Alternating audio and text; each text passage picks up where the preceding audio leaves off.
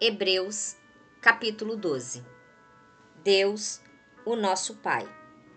Assim, nós temos essa grande multidão de testemunhas ao nosso redor. Portanto, deixemos de lado tudo que nos atrapalha e o pecado que se agarra firmemente em nós e continuemos a correr, sem desanimar, a corrida marcada para nós. Conservemos os nossos olhos fixos em Jesus, pois é por meio dele que a nossa fé começa, e é ele quem aperfeiçoa. Ele não deixou que a cruz fizesse com que ele desistisse. Pelo contrário, por causa da alegria que lhe foi prometida, ele não se importou com a humilhação de morrer na cruz. Agora está sentado do lado direito do trono de Deus. Pensem no sofrimento dele e como suportou com paciência o ódio dos pecadores. Assim, vocês não desanimem nem desistam, porque na luta contra o pecado, vocês ainda não tiveram o combate até a morte. Será que vocês a esqueceram? As palavras de encorajamento que Deus lhe disse? Como se vocês fossem filhos dele? Pois ele disse: preste atenção, meu filho. Quando o Senhor o castiga, e não se desanime quando ele o repreende, pois o Senhor corrige quem ele ama e castiga quem ele aceita como filho.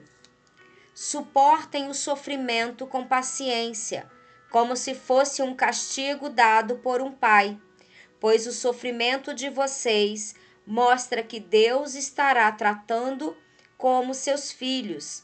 Será que existe algum filho que nunca foi corrigido pelo pai?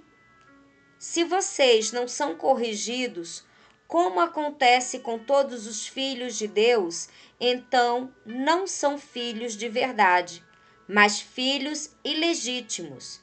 No caso dos nossos pais humanos, eles nos corrigem e nós os respeitávamos. Então devemos obedecer muito mais ainda ao nosso Pai Celestial, e assim viveremos. Os nossos pais humanos nos corrigem durante pouco tempo, pois achavam que isso era certo. Mas Deus nos corrige para o nosso próprio bem, para que participemos da sua santidade. Quando somos corrigidos, isso no momento nos parece motivo de tristeza e não de alegria. Porém, mais tarde, os que foram corrigidos recebem como recompensa uma vida correta e de paz. Conselhos e avisos. Portanto, levantem as suas mãos cansadas e fortaleçam os seus joelhos enfraquecidos.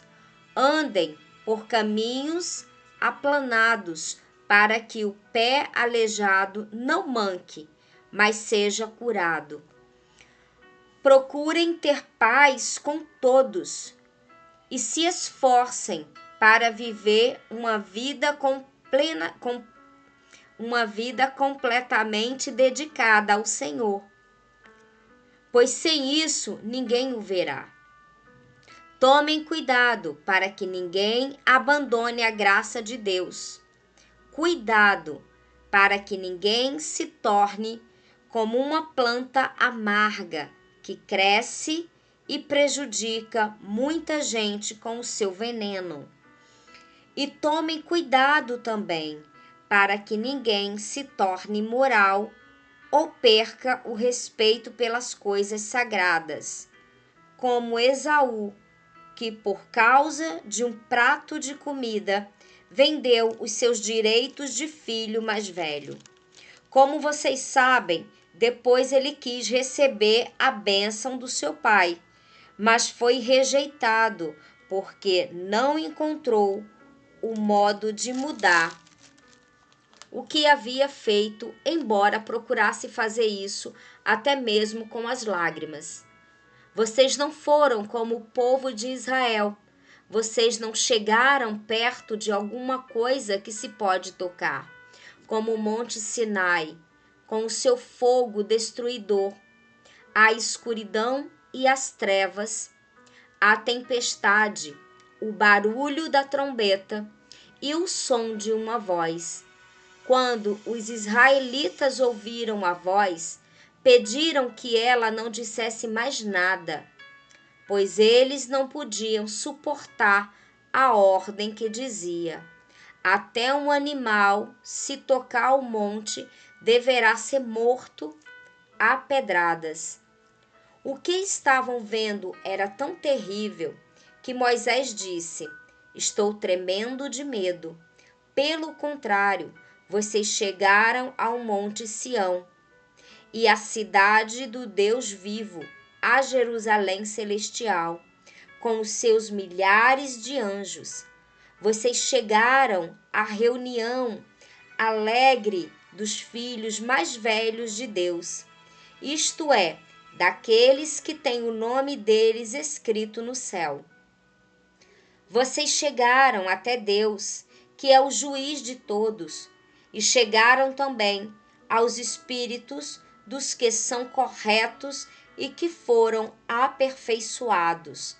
Vocês chegaram até Jesus, que fez a nova aliança e que borrifou o sangue que fala de coisas muito melhores do que o sangue de Abel. Portanto, tenham cuidado e não recusem ouvir aquele que fala. Aqueles que recusaram ouvir a pessoa que entregou a mensagem divina na terra não poderão escapar. Por isso, muito menos escaparemos nós, se rejeitarmos aquele que lá do céu nos fala. Naquele tempo, a voz de Deus fez com que a terra estremesse. Mas agora ele prometeu isto: mais uma vez farei com que trema não somente a terra, mas também o céu.